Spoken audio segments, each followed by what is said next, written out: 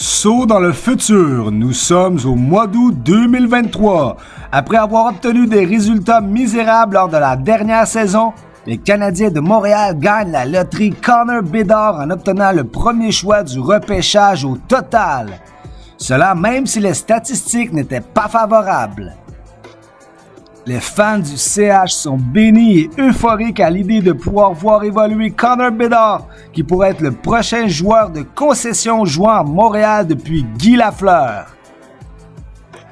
L'obtention de Bedard survient dans des moments de grand bouleversement. Il faut se rappeler que nous sommes au mois d'août 2023. La dernière année a été éprouvante avec des pannes d'électricité qui ont obligé les gens à se réunir auprès de ceux qui possèdent une génératrice. La pénurie de main-d'œuvre a fait en sorte qu'il manque de nombreux produits alimentaires de base, comme du pain et des œufs. Aujourd'hui, le beurre coûte 10 $ la livre et les 2 litres de lait en coûtent 8. Le prix de l'essence est près de 3 $ le litre. Les autorités n'ont nul besoin d'imposer le couvre-feu, les citoyens se l'imposent eux-mêmes. Car la nuit, les rues sont bourrées de clochards qui se déplacent comme des zombies. Les citoyens doivent se protéger de ces gang stalkers qui veulent entrer dans leur maison pour voler. Plein de gens tombent malades. On note une recrudescence de virus qui peuvent être mortels pour plusieurs. Ces virus semblent s'attaquer au cœur. Ils affectent l'orientation des malades. Aussi étrange que cela puisse paraître, les autorités recommandent de se faire implanter une puce électronique dans le cerveau. On pourrait ainsi réduire le risque de différentes contaminations. De plus, la gouvernance a officiellement annoncé que l'armée mondiale est entrée en contact direct avec des entités extraterrestres. Un vaisseau spatial se serait échoué à proximité d'une ferme. Les êtres déchus retrouvés étaient les petits gris. Ils mesurent environ 3 pieds, ils ont 3 orteils et leur peau est extrêmement sensible à la matière, expliquant pourquoi ils ne quittent jamais leur vaisseau normalement. En ces temps de grandes perturbations, il ne reste que 2 options aux Québécois qui veulent espérer.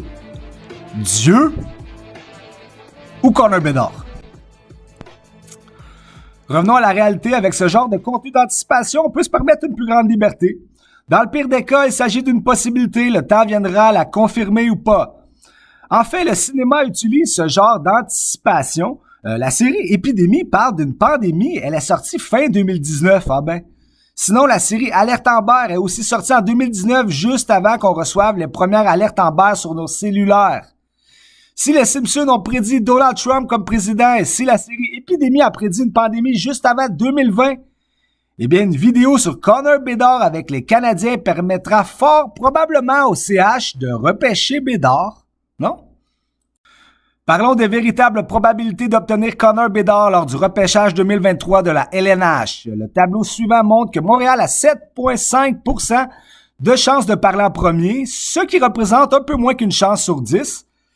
Si l'équipe perd souvent d'ici avril, le pourcentage d'obtenir Bedard pourrait au plus être à 25%, soit une chance sur 4. Il faut aussi spécifier que les Canadiens possèdent le premier choix 2023 des Panthers de la Floride. Ceux-ci ont 5% de chances d'obtenir Bedard en ce moment.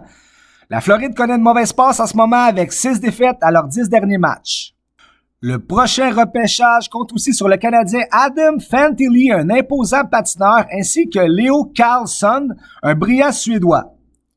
En commentaire, pensez-vous que le directeur général Kent Hughes devrait faire des échanges qui rendraient l'équipe plus faible pour augmenter ses chances d'obtenir Connor Bedard? Ou pensez-vous à l'inverse que le CH doit compétitionner du mieux qu'il peut pour le spectacle ou pour le développement? Bonne journée.